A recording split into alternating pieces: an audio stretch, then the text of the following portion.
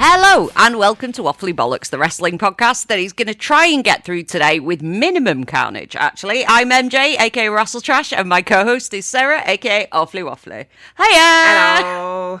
Hello! How are you? Not so bad! Not so bad.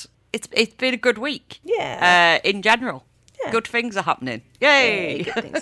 I know, like, the world's on fire, but in our little bubble, like, some good things have happened. Yeah, So that's good. yeah, some good things. Yeah, obviously.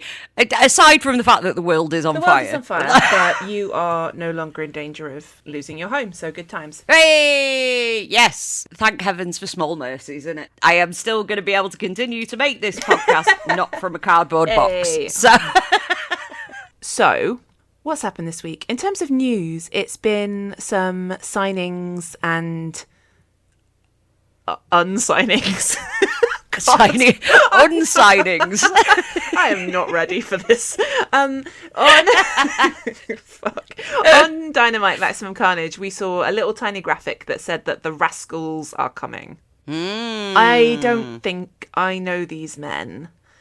They are Myron Reed, Desmond Xavier, don't know. Xavier. Zachary Wentz and Trey Miguel. All fantastic wrestlers, actually. That's good. Yeah, it's good. It is good. I know there's a little bit of iffiness because Zach Wentz basically got let go from NXT after there was some drama with his ex, and his ex posted a picture from an unnamed period of time of him. He'd obviously just had a shave and shaved his moustache into a toothbrush moustache. And there was I remember there being a bit of hoo-ha around that. And then, yeah, that was a bit iffy, but at the same time, in the meantime, he apologised, he went to the Holocaust Museum, I believe, MJF vouched for him as well, and said, like, you know, he's absolutely not anti-Semitic. I lived with him for I feel like quite a MJF while, is going to be pretty hard line on these kind of things. So exactly, yeah. But also the thing is, if someone's sort of apologised and learned from it, and absolutely. clearly have demonstrated that they're not an actual Nazi, that's always good. an actual Nazi, yeah, you know, you've got to, because there's a line, I think. There's some things that can never be forgiven. Yeah. There's some things that can never be excused, but being a bit of a dumbass edgelord, and if you've since learnt from it and apologised and whatever, then How old is he? I think he's like late 20s, early 30s, something like that. Okay. I don't know. I don't know. Well, let's keep an open mind, I guess. We will keep an open mind. But at the same time, it's like, if you don't, for dumbass stuff like that, it's like, if you make somebody persona non grata forever, then nobody really benefits from that. It's interesting from a like purely kayfabe on the show perspective that we're bringing in four guys as a faction. Yeah. That doesn't happen very often. It doesn't, but they are a well-established faction because they were in... Myron Reed is a newer addition to the... He's always been friends with them, I believe, but he joined the Rascalz in the past couple of years because Dez went to NXT and Dez got released from NXT. But before that, it was Dez, Zach, and Trey were the three, and they were in TNA for quite a decent amount of time, and they're all very, very good. When you see them in the ring, it'll be like, oh yeah, that's why. That's why they got signed. The absolute nothing that I know, based on the way they spell Rascalz and the visual of the graphic, I am kind of expecting like little gremlin boys. Little gremlin boys, bunch of stoners, yeah. Okay. Well, that sounds fun.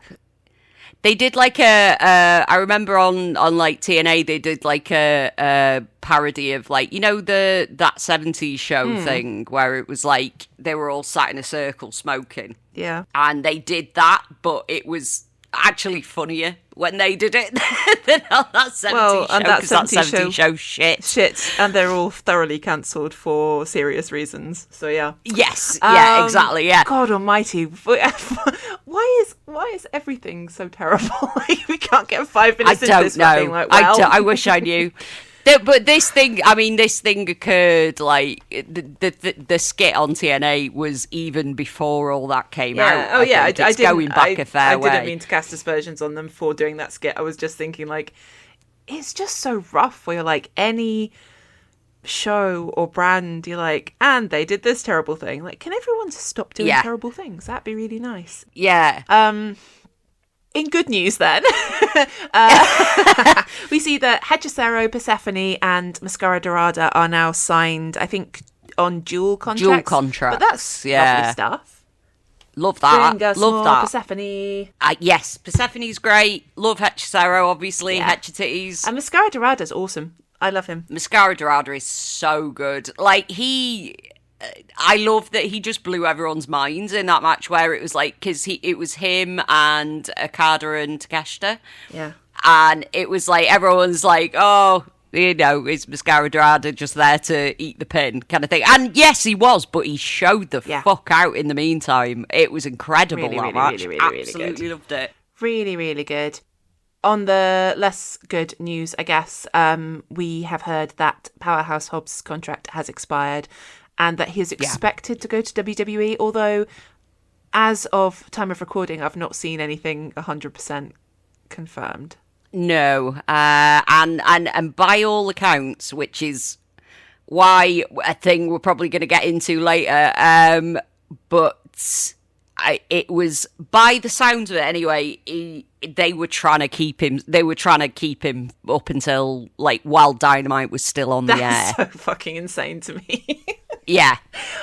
Like, they really didn't want him to go. Why does wrestling as a whole not seem to negotiate contracts until literally, like, the day they're up? Like, what? It's crazy, isn't it? Are you not like, hey guys, my contract's up next month, should we have a talk about it? No, no. Actually, I think, isn't there some kind of, like, non-compete thing that you can't talk to a competitor until a certain time, so maybe that's it, but it's just wild. Yeah. Thing is, though, I mean, I don't know how true that is, because it's like, clearly there was some kind of talks already taking place if he was, like, set on going there before the contract was even expired. Like, there must have been some kind of discussion, at least in a informal way. If he's so certain that he can turn down like, because apparently the offer was like crazy good. You know what I mean? It's like, you wouldn't turn that down unless you knew that you would jump in somewhere for sure. Do you know what I mean? I guess so. Like, so there must have been some discussion of, at least informally, that's taken place before the contract was up. Well, it's his right to go somewhere else. We don't encourage people to go to Dracula's castle, but they will continue to go there. I hope for his sake that Triple H magically becomes less racist and better at booking black talent, but I mean, I can't see it, but I mean, good luck to him. I fear he may need it over there, unfortunately. And it's like, I think for a while it felt like they were sort of doing spite booking. Whenever they picked anyone up from AEW, they were like, oh, we're going to put a belt on them and, like, be like, Tony fumbled. But it doesn't seem like that push lasts for anyone. No, it doesn't tend to. I think Ethan Page has done quite well out of it, but other than that... Well, I mean, Cody and Punk, but they are... they came from WWE in the first place. Yeah, they were already Fed guys before they were anything else. So it's like... They tend to get, when they go over there, what I call the Nina push. Mm-hmm. So they can go, Nina, look what we got. And then, like, a couple of months later, they're on fucking Speed or whatever. Like, the show on Twitter, not the drug. Quick. Before you get done for slander. Just to clarify. Yeah. I did mean the terrible show on the Nazi app. But yeah, it's... All right, well, yeah. Concerns about slander may have been overstated. I mean, like, if he going over there, I will not be watching, unfortunately, because I can't do it. Can't support that company. No, sorry. You unfortunately are kind of dead to us for now. Soz. Retired. But it sounds like there's no beef there. Like, no. It's So if it doesn't go well, he's still only 34. So he's there's every chance he could come back and see how it goes, and then maybe come back in the future. I think what it is as well is that there are a group of people of a certain age who are a little bit younger than us, I would say, like early 30s to 40, who have sort of grown up in a period where WWE was the only big show in town. And I think there is still an element in their minds of, like, that is the pinnacle. Yeah, you've made it when you make it there, kind of thing. You've made it when you make it there. Like, the rest of it's like minor leagues. And a lot of people don't think like that. A lot of people know now that there's alternatives and there's ways to make your name without having to go to the sex trafficking company. But they have grown up in this sort of period of time. Well, am I going to get in trouble? We've come to fucking fight today, haven't we? It's going well. It's going well. But they've got this mentality that is the pinnacle, and I guess at the age of 34, because of the way that they tend to not take on people sort of over 35, unless they've already been in the company before, like unless they're already known quantities in the world of WWE. There is a cut-off in terms of age. So with Hobbs, I think maybe it's a case of it's now or never. Yeah. And he's got to give it a go. Yeah. To be fair, he wasn't really doing that much in AEW at the moment. So it's like, well, maybe you give it a go. Who knows? Think you can raise your stake over there? Indeed. And the sort of top end of the card of sort of AEW is so stacked. It's like, because I know a lot of people, wanted him to be world champion, and it's like he feasibly could be at some point, but there is so many people jockeying for position in that area that I don't know if I could see it happening for him for another couple of years. So it's like, maybe he's like, well, might as well go over there and chance my arm and see what happens. Like, you know, because that fucking, like, the men's world title sort of picture is fucking stacked. It's fucking stacked. And you're up against, like, literally some of the best wrestlers in the world. Yeah.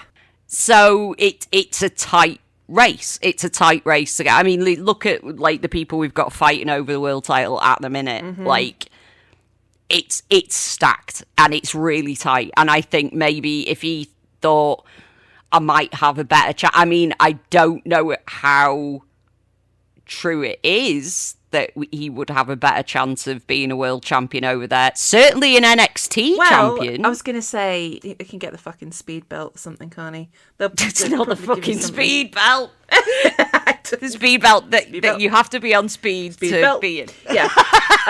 Speed belt. Right. That's enough now. I'm not talking about WWE ever again. No.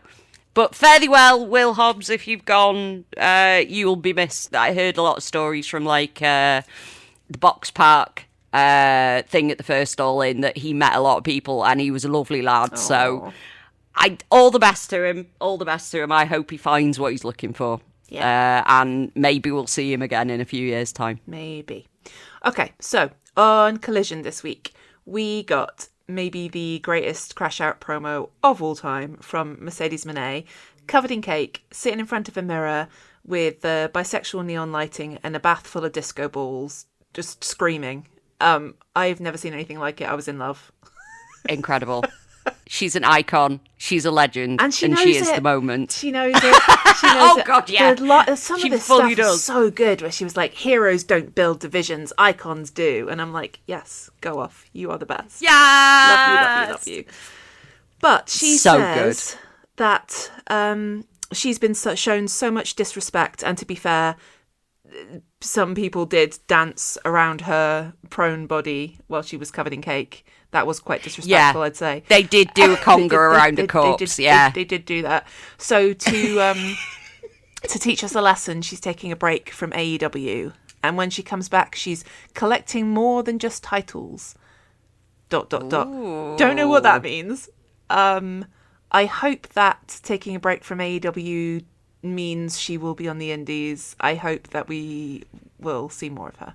Yeah, I do wonder if she's going on a bit of a tour to drop the rest belts. Of the belts. And then she'll come back and get the women's title. I could see that. I think although I really want her to come back still unhinged. Yeah, I do love this unhinged version. Yeah, I need that on camera. I don't want the crash out to happen off screen like it does with the men. No. Like, although if any men would sit in front of a mirror covered in cake screaming first, I'd take that. That's what Kenny. Kenny's like, don't move a thing. I'm just coming right in that room. That's fine. That's perfect. Yeah, we want the boys to have a crash out. Yeah. God damn it. Give them the bisexual crash out room. I like that. That is just a designated room in every arena they go to now. There has to be a bisexual crash out room. I think we're going to need it. As we're going to get through this episode, I think we're going to need it. The AEW is full of bisexual panic at the minute. Yeah. Mina Shirakawa, head of the Bisexual Panic Squad, she essentially had a squash match against Lady Frost on Collision. And at the beginning of the match, she was presented with, I think, sort of 3 bouquets of flowers from an unknown person. 3! Someone's making an effort. Someone didn't, tape them together properly. And Lady Frost did, kick them out of her hands, but at the end, somebody had gathered them up and gave them back to her. I mean, this match was over so fast. It was. I kind of feel bad for Lady Frost because she's really very good, and I would like to see her more on telly having matches where she wins. Presumably, they gave her a gig over on Ring of Honor at the same time, you would hope. Yeah, more likely, yeah. But yes, at the end of the match, she was given her flowers back, and I just think Mina Shirakawa is a masterclass in character. I remember the very first time we saw her when she just showed up in her crazy jacket and did a little dance, and we were just immediately like, we love this woman. We know everything about her from those few seconds. And in the same way that she did a little pouty, I love flowers to the camera and stomped off up the ramp. And I'm just like, she is telling us so much and putting so much character and personality into just walking off the ramp. Why can't everyone do that? I love it. I love it. She's that's the thing. I think with Mina, I think she's still, there is a little bit more fine tuning in the ring, but as a character, she's so good. She's so good. And it's like you say, you know everything about her. You know everything about the character and how she is, just from the way. But I think she has come from acting, hasn't she? She's come from an acting background. So I think that always helps. But I think wrestling is storytelling. So I would much rather have someone who can convey personality and plot through movement than someone who is perfect at executing all the moves but tells me nothing. So yeah, we are quite lucky in AEW that we do have a lot of people who are actually good at acting. But it's thing is, I think this is another thing why people are AEW got no stories. It's because they're not very good at picking up on subtleties, because there is a lot of story being told in very slight facial movements, and that's another thing we'll get into in a little bit. I guess the danger of that is that the camera might miss it sometimes. But when they hit, they fucking hit. Because to an extent, you've got to act to the cheap seats, haven't you, to make sure that everyone's with you. It's true. But in terms of the TV side of it, there is a lot of people who tell a lot of story just by very subtle things. Yeah. And it's like you have to kind of be paying attention. So it's like I just always assume that people go, oh, AEW, you've got no stories. It's like, yeah, you're not paying just attention. Illiterate. But who do we think the flowers are from? I don't know. No, nor do I. I really don't know. Tony wasn't there. That we know of. Tony and I feel wasn't like there. It wouldn't be a mystery if it was Tony. It would just be like to Mina from Tony. It would be obvious. Like there would be no need to have it be anonymous. No, and it wouldn't be a point of intrigue for everybody. Like clearly it's not from Tony because everyone, like the show itself was like, oh, yeah. Who is this? I was like, is it Orange? Is Orange making the effort? See, I find it really, really hard to imagine Orange Cassidy being a guy who sends 3 bouquets of roses. I do as well, but at the same time, I could also see him sending 3 things of roses because he looks at the thing with the flowers on and goes, well, that one's nice, and that one's nice. Oh, fuck it, I'll send all 3. I don't know. Like, I could see that, but could be completely wrong. It could be somebody. It could be a trap. It could be a trap. It could be somebody new. It could be.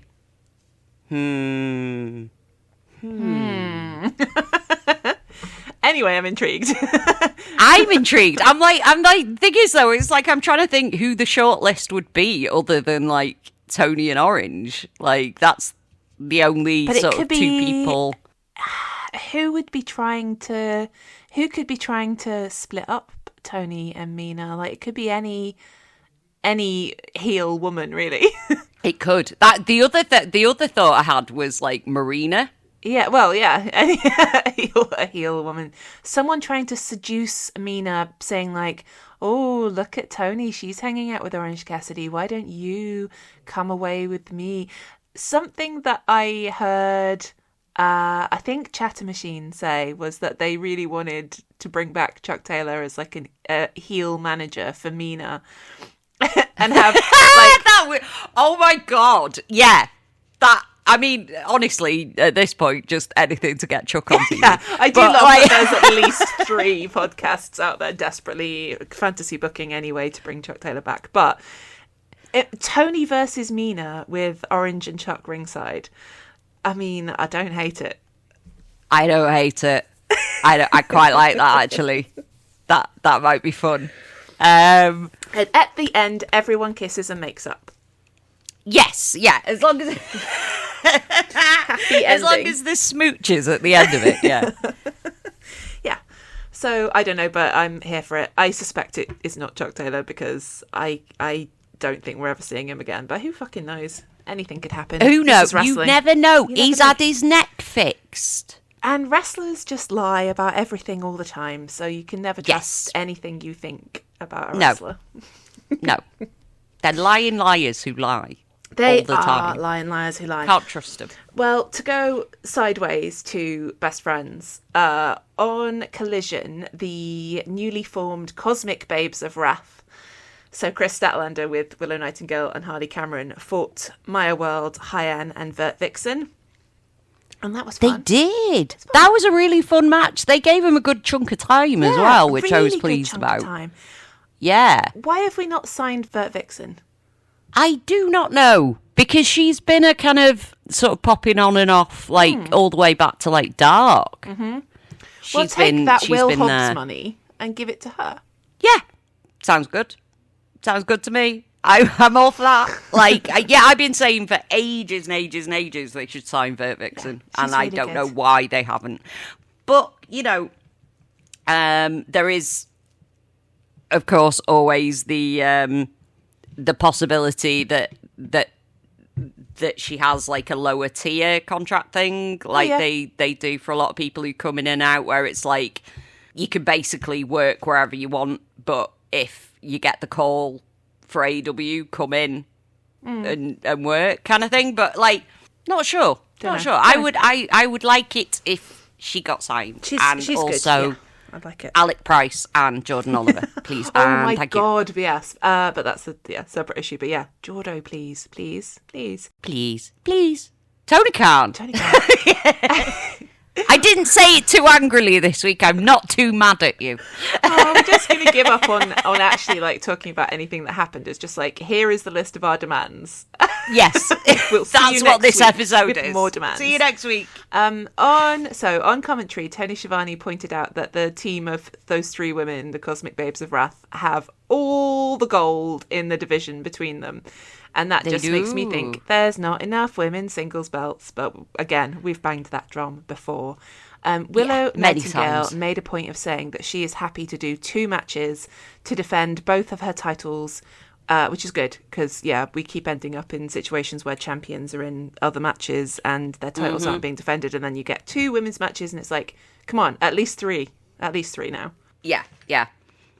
And that, unfortunately, is the hole that the trios title fell into when Joe won the world title. It was like, it's because it's like it feels unreasonable to make people do double duty and do 2 title defenses on one show. So it's like, fuck them. They shouldn't have 2 belts then, should they?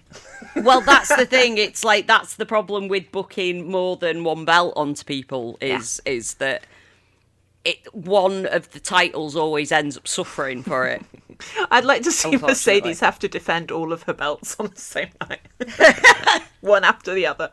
Just an entire Mercedes pay-per-view. Yeah. And why not? After the collision match, which the Cosmic Babes of Wrath won, Thekla showed up and she stood on the commentary desk and called them fake friends and said, I don't need friends because I have sisters and it's the year of the spider and I'm going to beat you all. And Stat very, very humorously stood on the ropes and was like, Thekla, we can all stand on things and look really cool. Yeah, love that. That was very, very funny. Oh, I love all these women. They're so good.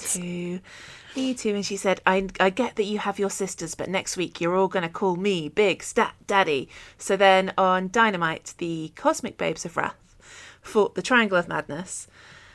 And this is something that came up in both matches that the Cosmic Babes of Wrath had this week, which is that they have not coordinated their gear very well. No. Which is sometimes a sign of disharmony. With the Cosmic Babes of Wrath? Yeah, because during the collision match, Nigel kept pointing out that Kris Statlander was wearing like neon green fishnets, like a fishnet Wouldn't it top. be in the Powerpuff Girls? Possibly. I don't know, because someone did an edit of them 3 being the Powerpuff Girls and Willow reposted it and stuff. So I think that was purposeful. Okay. So well, it was like team. coordinated but not. Okay, maybe I'll take that. That would be good. It was just Nigel pointing out that the nameless team of Maya World, Hyen and Vert Vixen were all wearing green, and so was Stat, and that therefore she looked like she belonged on the heel team, and making lots of points about, is it safe to be her friend, like a friend of Statlander as a victim in waiting kind of stuff. That might just be Nigel stirring the pot. It might just be Nigel. But I did think it was sort of a shame that when they were fighting the Triangle of Madness, they were all wearing black. Because you're like, well, they're all going to wear black because they're the goths. Like, you probably should have picked a different colour. Yeah, should have gone neon with it. There's definitely, I think it was watching like Wrestle Kingdom and then watching a lot of the like lucha matches. There's definitely a thing where American promotions or American wrestlers don't seem to go as big on the I'm a good guy, so I'm dressing like it. I'm a bad guy, so I'm dressing like it thing. And sometimes there's something just really fun about the visual of, someone in like fucking evil looking gear. Versus someone in like bright colours.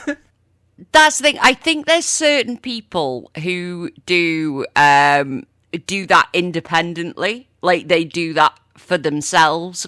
I think maybe with AEW as well, it's like, I think everyone sort of gets their own choices on their gear. So just it's pop like it in the group chat. I don't want to see everyone wearing the same thing. It's not as fun. Look, I've got a stupid brain that likes to see clashing colours. Although I am fairly convinced that that there's a big discount on neon green Oh yeah, it did seem to be in the costume department. Like someone's had a sale on for like neon green fabric because everybody's wearing neon green fabric at the minute. And I like neon green, but then somebody should wear pink to contrast. Come on, guys. They should. I'm just going to put it down to everybody is paying tribute to Angelico. Oh, yeah. Everybody wants to be in Spanish Announce Project. And who wouldn't? Best faction in the world. Yes. Well, we'll come back to them. So this was a really fun match, but it ended with Kris Statlander saving Willow, pushing her out of the way of a Thekla spear and taking the pin herself, which Thekla is now saying entitles her to a world title shot, which it does, I reckon. Yeah. I reckon. And as much as I love my girl Kris Statlander, yeah, my head's been turned. Give me champion Thekla. I kind of want it. It's the year of the spider, come on. But I kind of want it. Yeah, because, I mean, she's just so good. Thekla is so good. She's like a proper sort of cartoony villain. Yeah. Like, the way she works the crowd and stuff is so big and exaggerated. And it's like everything she does is so huge that I'm just in love with her. Absolutely brilliant. I love her so much. I love her. She's awesome. I do love a cartoony villain. I think that's quite common, though, in wrestlers that have been in Japan. Because, like, Kenny does it as well. And I think some of it is a case of, like, if somebody doesn't speak Japanese, say, for example, it's like you've got to make your character known in a way that doesn't involve words. Yeah. And it's like Thekla has got that down. Like, well, she's a human spider, like. Yeah.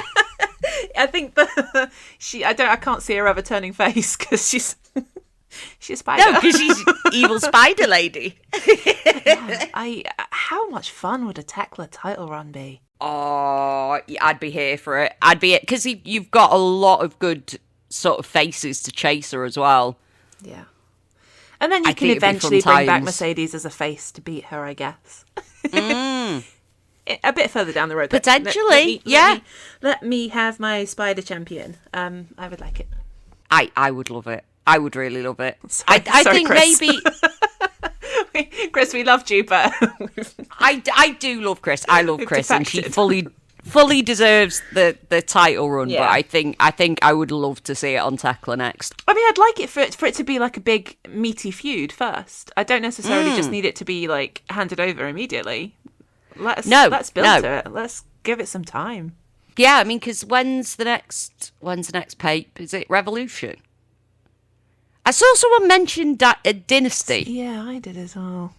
And I'm like, when's Dynasty? Fuck knows. Dynasty's not real. The only Dynasty I know is the soap opera from the 80s with the shoulder pads. 2026. Is there any dates? Revolution is March. Dynasty is April. Right, okay, yeah. So we've got a bit of a clear run between now and March. So there's plenty of time to build up to it. And it doesn't have to be a pay-per-view to change. No. To change hands. Like, I know it usually is, but I do also like it when there's just a shocker. Yeah, just a surprise win on, like, Dynamite or something, yeah.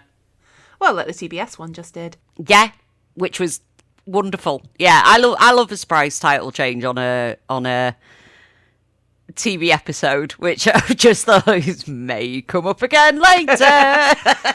Yes, indeed. So we opened Dynamite Maximum Carnage with Darby Allin versus Pac. Yeah. On Collision, we'd had Pac, Yuta, and Danny versus Skyflight with Zeta Steel. That's exciting. But on Maximum Carnage, we opened with Pac coming to the ring and telling Yuta and Danny to stay out of it because he was going to do it himself. But then Darby jumped in before the bell, and again, I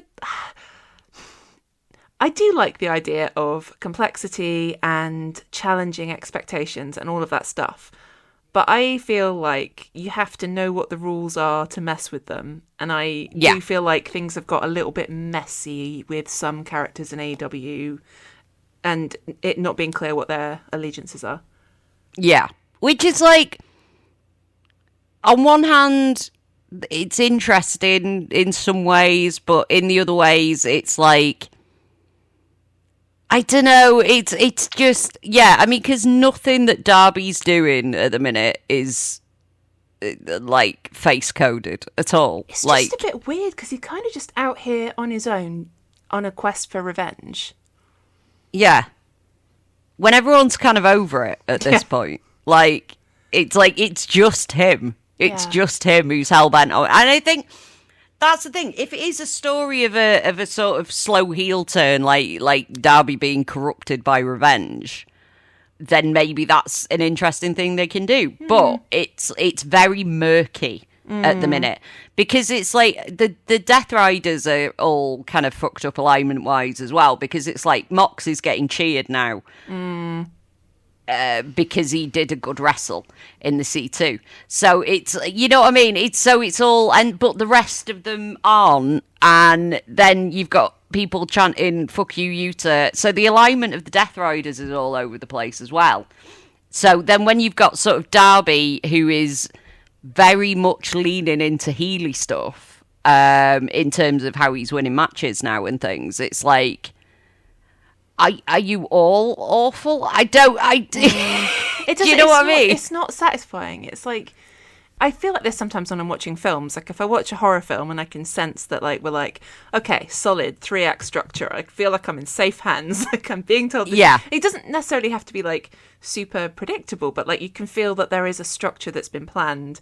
And sometimes I like that. And I know wrestling is basically improv, so it doesn't have that. But this just does feel really fuzzy, and like I don't really know what's supposed to be happening here, and I don't like that feeling. Like I'm like I don't feel like someone is in control. I feel like this is just, what is this? But maybe that's the thing. Maybe because it's gotten to a point where it is out of control, I guess. Yeah. But it's just a bit like, it's all very murky. And it's a bit like, I mean, I don't mind grey areas. I enjoy a tweener, but this storyline specifically is very sort of murky, but not in a way that kind of makes any kind of logical sense. It's just all a bit messy. Yeah.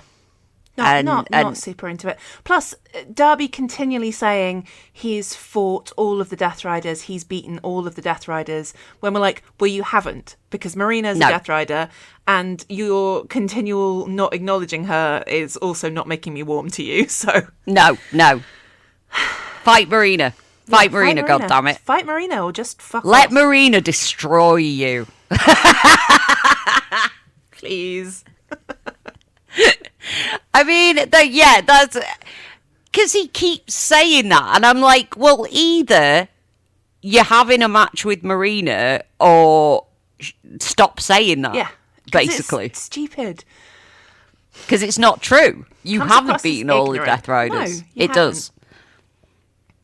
I should have been practicing my Steve Albini impression so I could... To the one true God. No, we're not doing it. Okay. So, we are, for now, marked safe from FTR versus the Young Bucks for another, at least a couple of weeks.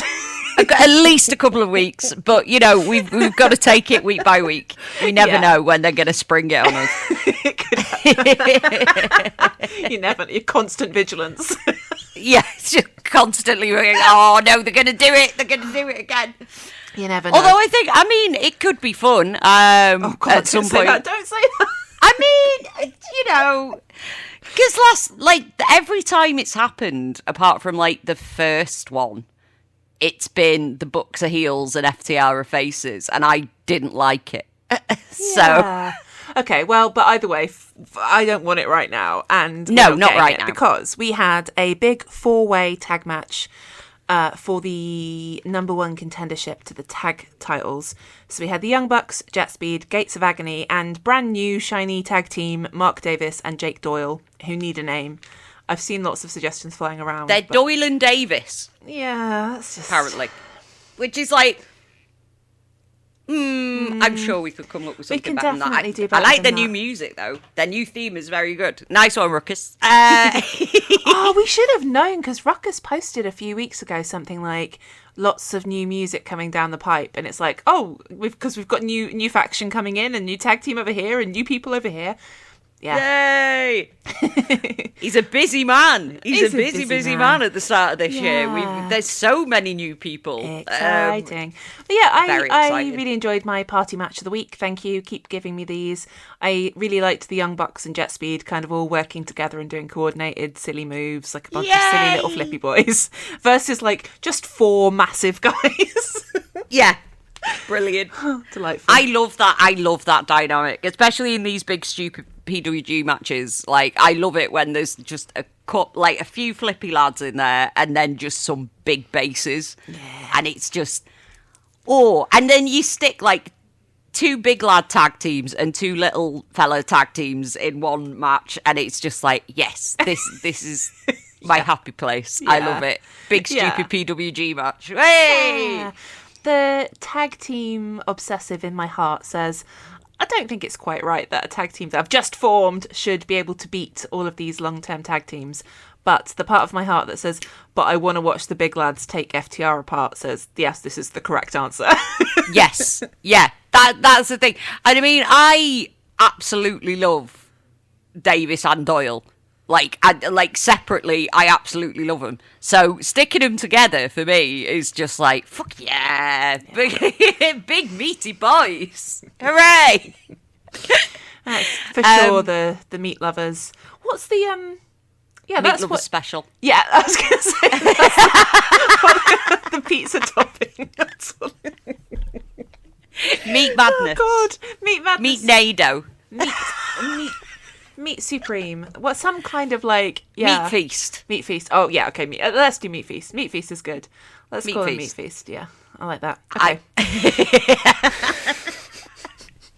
So yeah, they haven't set a date for this match, have they?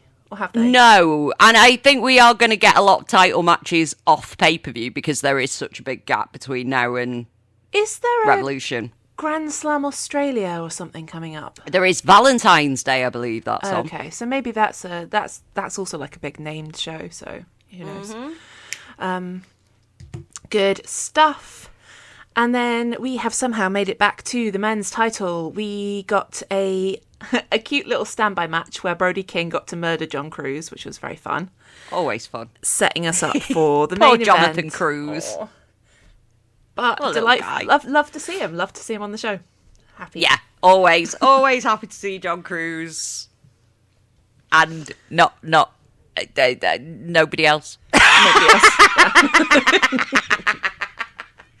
Brutal. But yeah, that led us to our main event that has taken me like 2 days to get around to watching. If I don't watch it, if I don't open the box, I won't know if Bandido is dead or alive. Did you put Dynamite in the freezer? Right, basically. Because I don't know, I really wanted to keep that hope alive that they might have just thrown a grenade into the whole thing and gone, fuck you, you think you know what's happening but you don't. But wouldn't it have been wonderful? Wouldn't it have been it would wonderful? have been so good, but they didn't. But MJF came out in his pickle pants, and Bandido. Has anyone, or have you, identified what Bandido was dressed up as? Because I didn't recognise it. Somebody did mention that it is sort of some kind of cultural cosplay kind of thing, like maybe an Aztec, possibly. Oh, okay. But I don't know. I wouldn't like to say definitively. I just saw people talking on Blue Sky. I put the picture honestly into not sure. Google Images in the hope that it would help me, but it didn't, because Google told me that was actually guar. I was like, I don't think it is, guys. I mean, I see how it maybe made that mistake. It is kind of guar. It was kind of guar coded. Incorrect. So that was unhelpful. I think I was very consciously aware that I was really trying to suspend my disbelief and be like, Bandido could win this. He really could win this. Yeah. I'm trying to hold on to that. Like, the bit where MJF had gone out past the barricade into the crowd and he did that fucking giant flying crossbody to catch him. I was like, maybe he's going to fucking win. Like, this is amazing. Bandido I did love that they made us... Thing is, sometimes I go into a match and I know pretty much how it's going to go at the end, but I do like in AEW, like, they make us believe sometimes. Yeah. And it's like, I'm 99% sure, but I enjoy when they give me the 1% where I'm not quite sure. Yeah. Like, just a little glimmer. Of like, yeah. Maybe. It makes the match far more interesting when you sort of feel like, oh, maybe it's not a foregone conclusion. But no, MJF ended up winning because, of course, he did. He did. He worked on Bandido's arm, so he had a bad arm. He couldn't quite get the 21-plex over. And then it got him in a... I did know what the name of this move was, and it's just fallen out of my head. What MJF got Bandido in it? Yeah, the Salt of the Earth. It's a Fujiwara armbar. No, I thought there was a... Bryan Danielson said something, and I was like, this is a Danielson? Oh, no, he did a label lock as well, didn't he? Yes. That's the one. Did he finish him with the label lock in the end? So. He may well have done. Yeah. I liked the fact that they did the thing where it was like Bandido passed out, like he didn't tap. Like, they kept Bandido very, very strong in this, which was good. Is it... I know Tunnel Talk have talked a lot about this, about, like... But is it truly stronger to pass out than it is to tap out? Like... I think the theory is that you take longer to pass out. Like, if you tap out, that's an early out. But if you pass out, then you have literally been put in so much pain that you can't stay conscious anymore. So I think that's how the wrestling logic. But fainting is manly. Okay, sure. Fainting is manly. Fainting is manly. I did enjoy that Bandido's arm played into it because that's the thing that he's been selling for like a couple of months. Yeah. So but he's still got to lift nice. MJF over his head though because he's very strong. Yes, he's a very strong boy. I will say, since winning the title, MJF has managed to not piss me off. Yeah, so, I was going to say, we're going to have to say kind of nice things about Max again. Credit where it's due. I think he put Bandido over huge in this match. He did.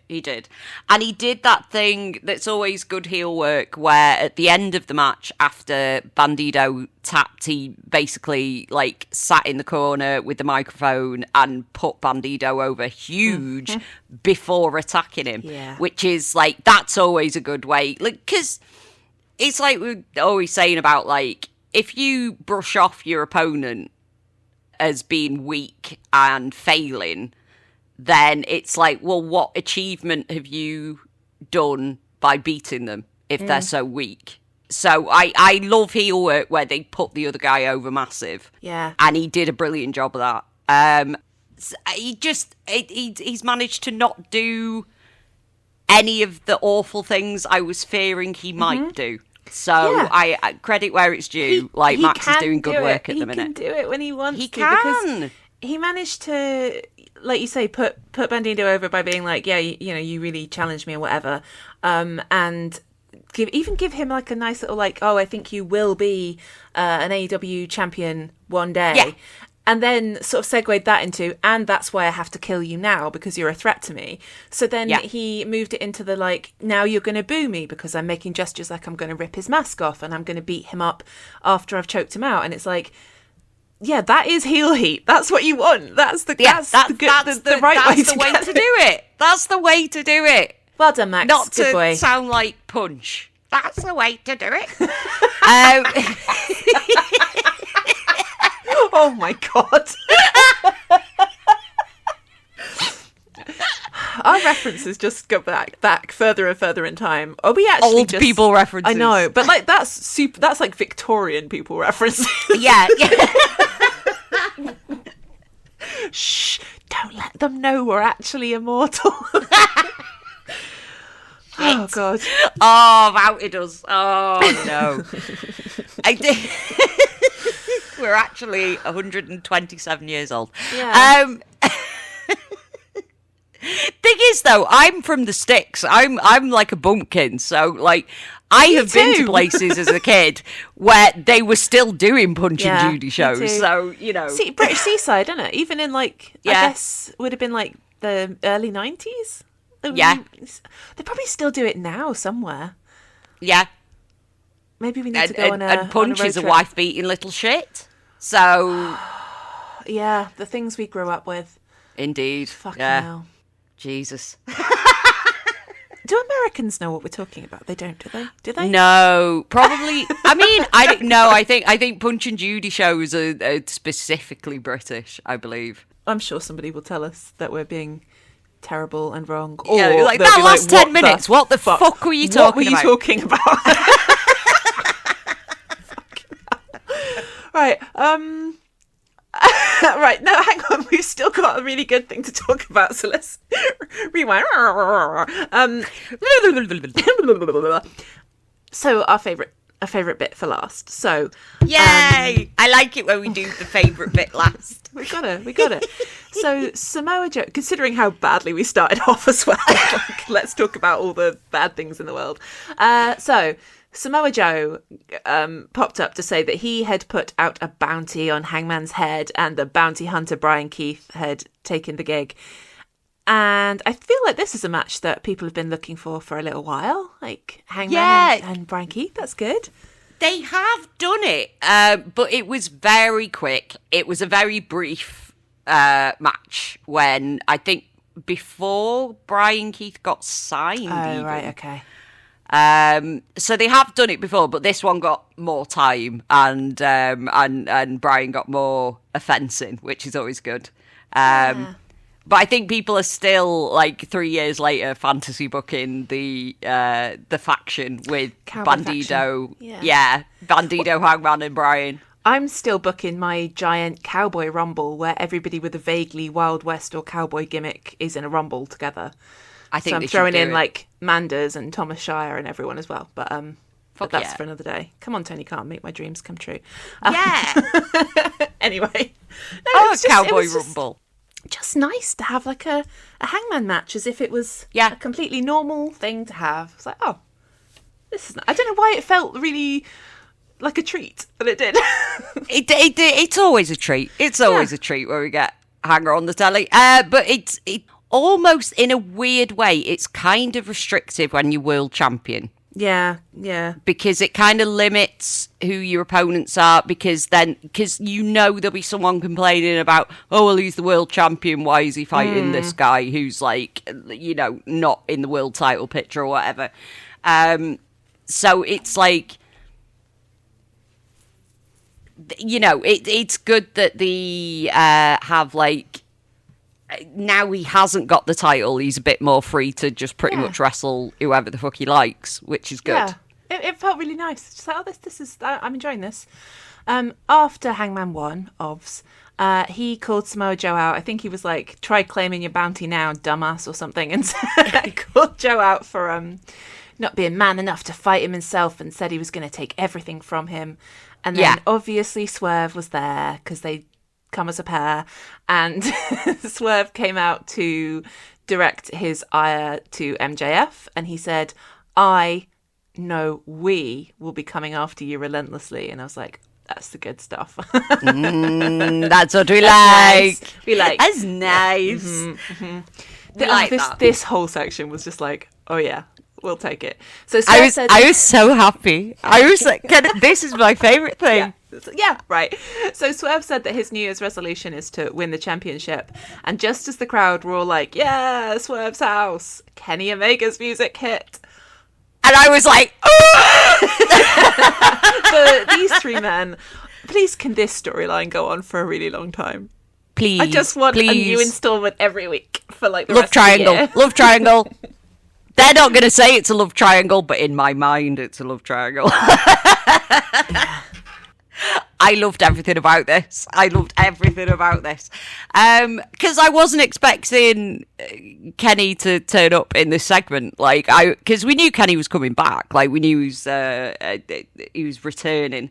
But for whatever reason, I just didn't expect him to show up in the segment with Hangman and Swerve. Because they never give me what I want in terms of putting Hangman and Kenny in the proximity of each other, generally. Like, I get it, and then Kenny gets murdered, and then I don't get it again for months and months and months. But they sprung it on me this week, and I was like, yay! I feel like, I don't want to speak too soon, but it does feel like we are gonna get what we want. But yeah, so Kenny Omega came out in a weird sort of monochrome pale blue outfit. He had his really jeans closely on. We got jeans Omega this week. I don't think it counts as jeans Omega if he is not shirtless. Yeah, no, he needed to come out with his tits out and not a powder blue dress shirt.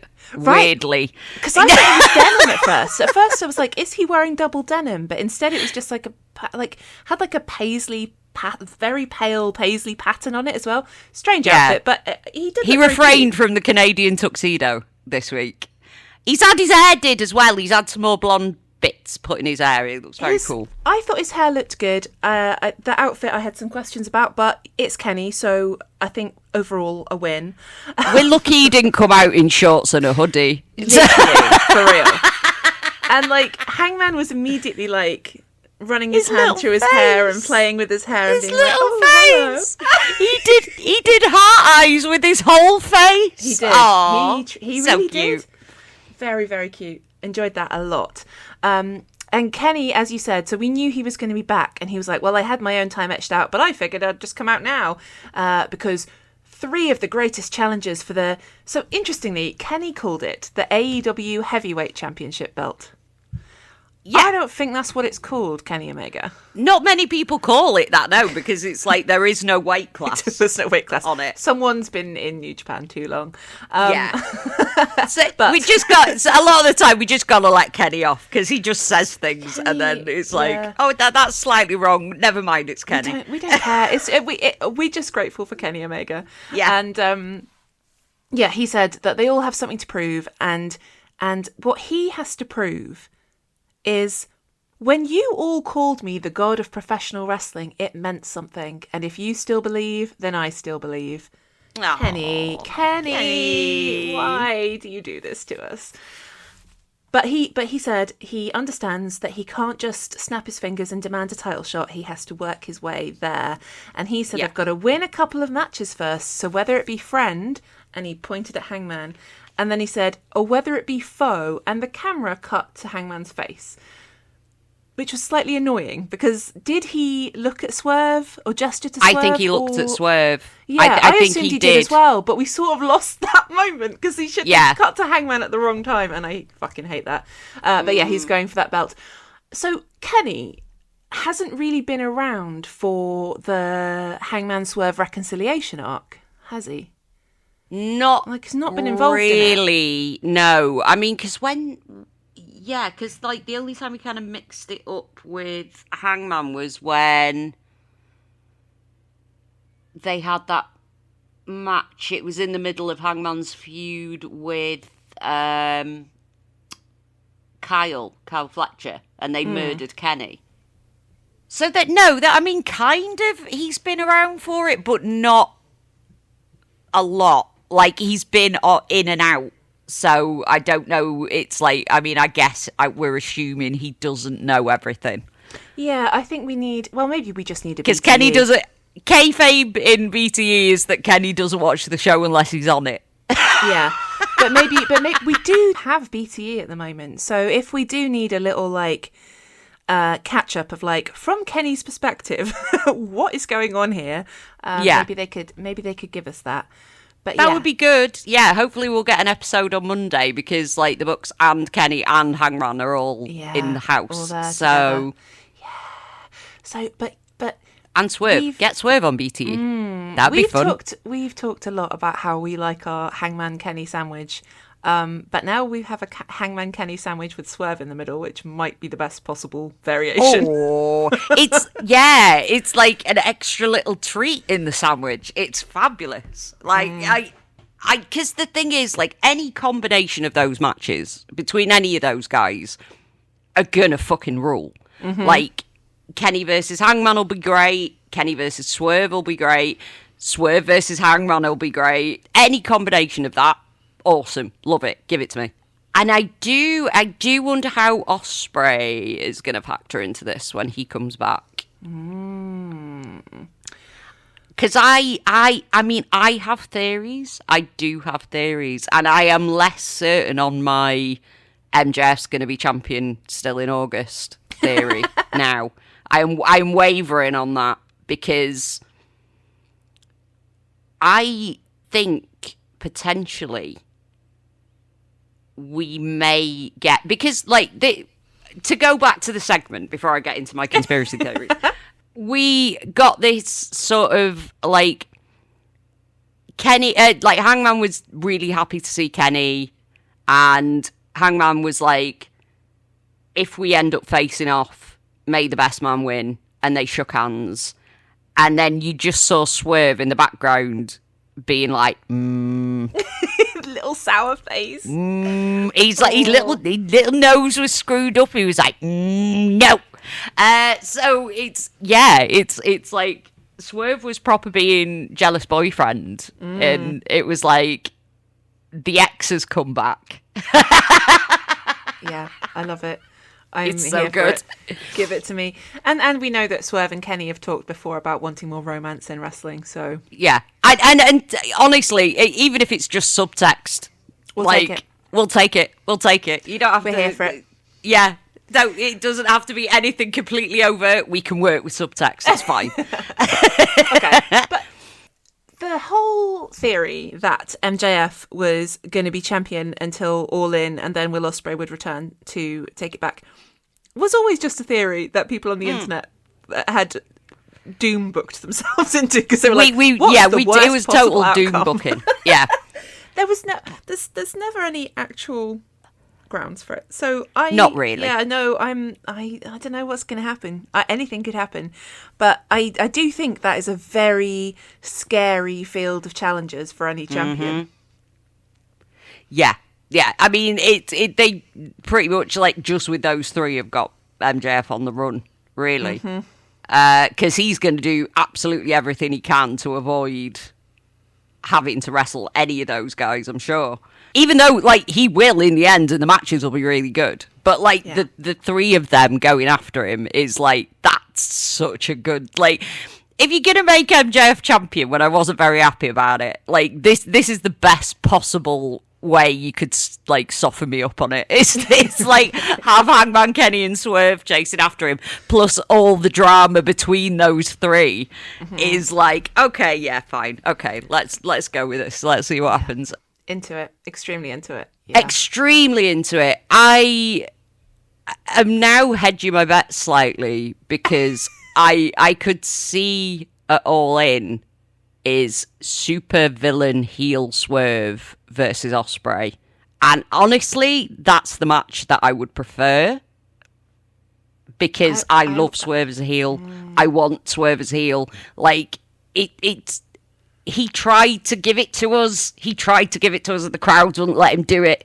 And I need it. I need horror movie villain Swerve. Oh, you think, like, his jealousy about Hangman and Kenny might send him off the deep end? I think so. I think maybe there is a chance that it would be a situation where it's like maybe now they're a pair. He maybe wants Hangman to do something awful to Kenny and Hangman won't do it, so he turns on both of them potentially. Okay, this is fun fantasy booking that I can get behind, but also I like this because it might not happen, but it's like it would be fun. You don't have to know what's going to happen. That's the fun part. We don't know because anything could happen.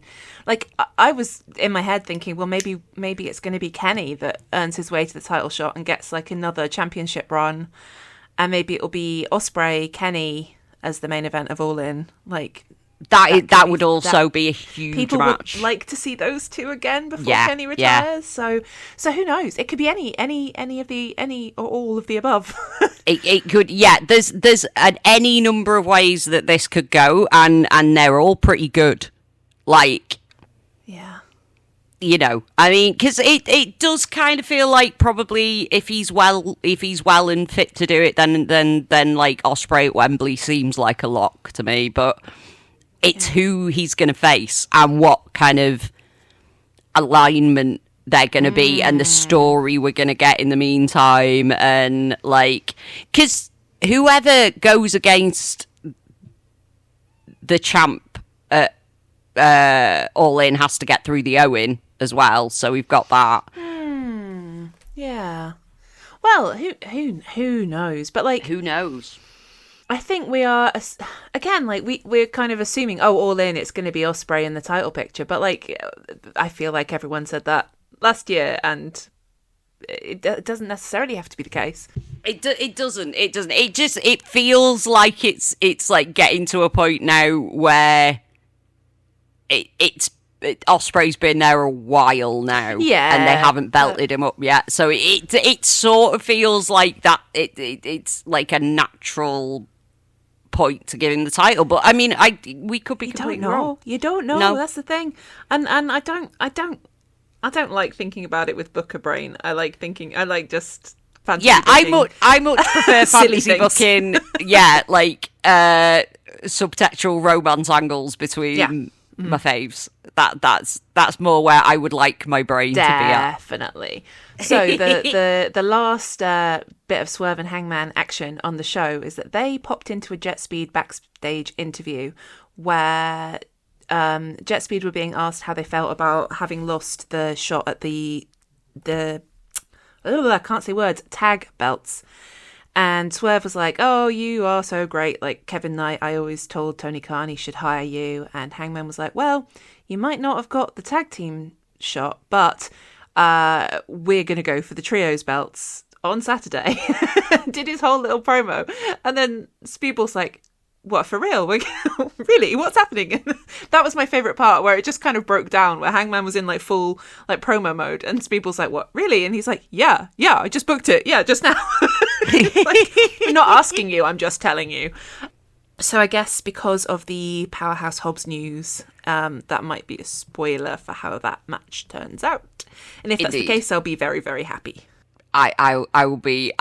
Thing is, though, now I am regretting saying that if Jet Hang Speedballs win the JetSpeed Hangballs, JetSpeed Hangballs, yeah. If they win, I will do a backflip. But I did also preface that by saying in my mind, so I will mentally backflip. If Amazing. Well, that's good times. So I'm looking forward to that. And that will be what I will do first thing on my birthday, is wake up and watch that Collision. So that'll be a nice treat for me. I mean, this is the thing. It's like the Hobbs news was like, it basically spoiled Collision. Pretty much, and I'm not sure if I'm a fan of that. You couldn't have just kept it under your hat till Sunday, or till post Collision on Saturday night, or they couldn't have negotiated it slightly earlier.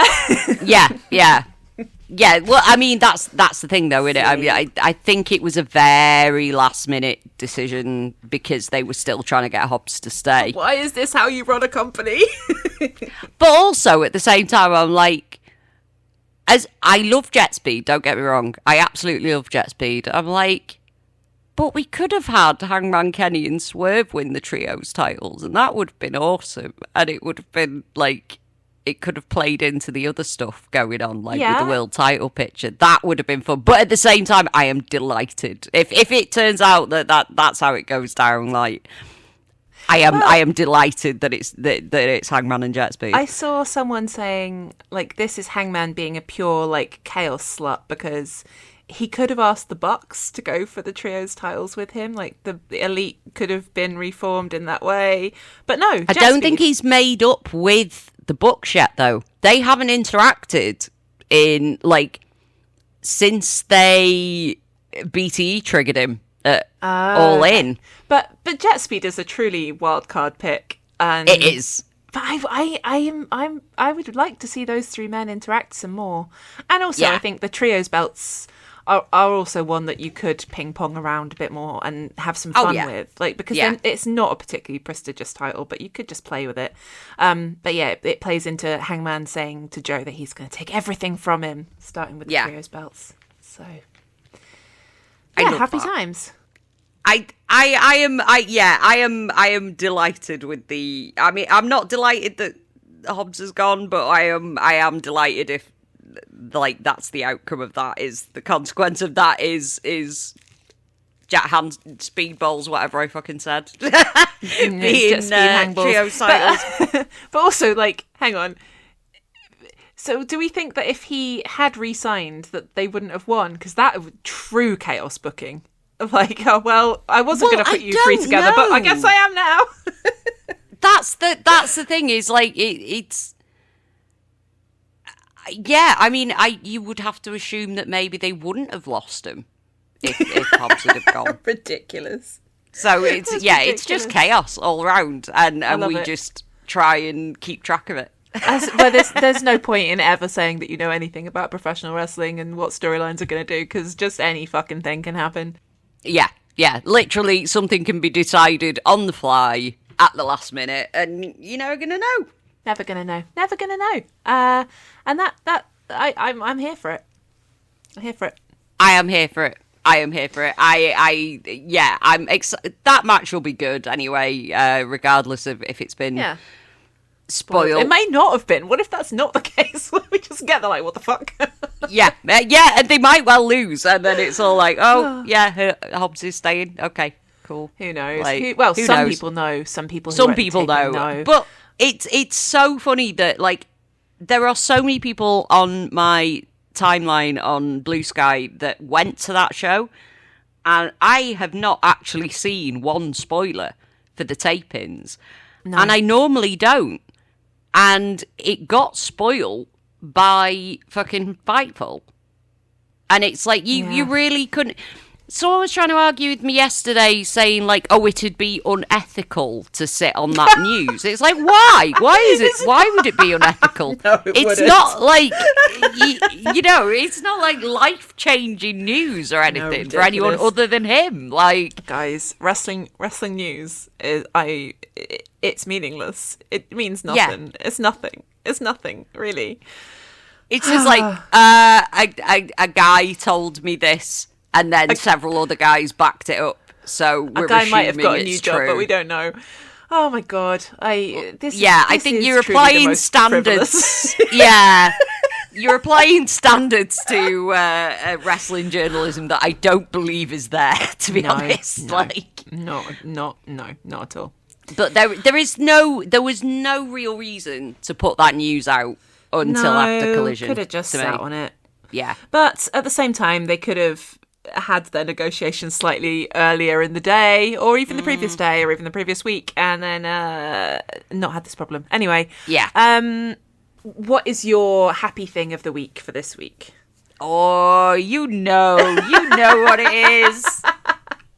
It's Hangman, Swerve and Kenny all being in the ring at the same time, and the drama and the jealous girlfriend Swerve, because Hangman's ex is back, and I love all that.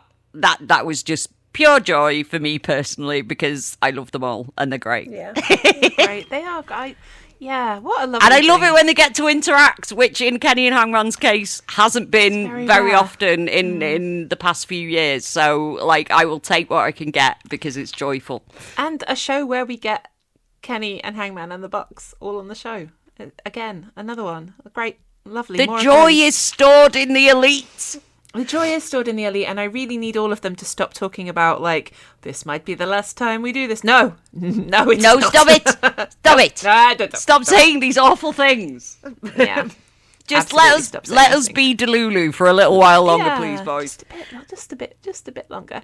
My happy thing of the week is that Hyperactive, so Sapphire Reed and Anita Vaughan shot a little promo video with Graps on Film, who's the same guy that did Sapphire Reed's Radioactive promo when she was fighting Mercedes Moné.